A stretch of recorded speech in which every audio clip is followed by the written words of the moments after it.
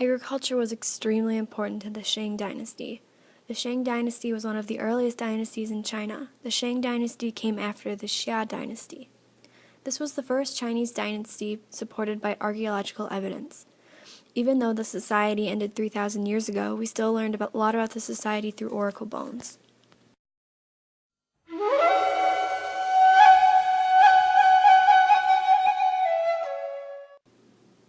At this time, people had moved from hunting and gathering to farming. This created more food, which stabilized and grew their population. To guard against flooding by the Yangtze and the Yellow Rivers, the ancient Shang developed complex forms of irrigation and flood control. Crop cultivation was done outside the settlements. The Shang farmers had plows pulled by domesticated water buffalo or humans. Even though they had water buffalo, men did most of the agricultural work. They would cut wheat with sickles, carried crops by a pole hung across their shoulders, with bags at the end to hold the grain, and they would loosen wheat by beating it with sticks. They started domesticating plants so there was enough food created for all the workers in society, like the miners, bronzesmiths, weavers, potters, and builders. The Shang lived in the Bronze Age, where they were able to make many different kinds of items from bronze. Some were for cooking food, while others were for serving. Some were made for drinking, and others were made for musical instruments. Domesticated horses would be used for transportation or to carry and pull heavy items.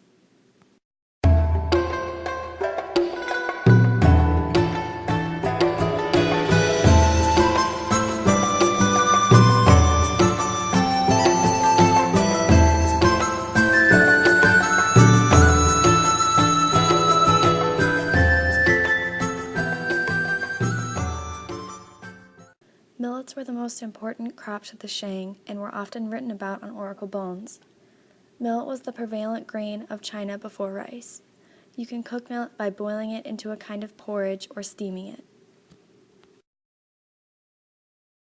Wheat, barley, and sorghum grains were also grown and eaten. People in poverty ate these foods, and most likely nothing but these foods, as their only meals. When people could afford it, mainly the rich, they would buy vegetables to put on their food to add some flavor. They also had domesticated pigs, dogs, sheep, and oxen. Hunting was not their main source of food, but was also popular, getting them animals anywhere from elephants to rabbits and deer. Although its role has diminished, today millet ranks as the sixth most important cereal grain in the world, sustaining more than 1/3 of the world's population. Learning about the Shang Dynasty and the diet of ancient civilizations in general can help us to understand where we started and how far we have come with regard to how we grow, hunt, and prepare our food.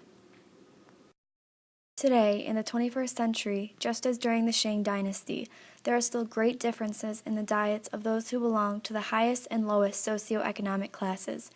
Even though we understand today so much more about agriculture and the science of food, sadly there are still millions who exist at the edges of starvation.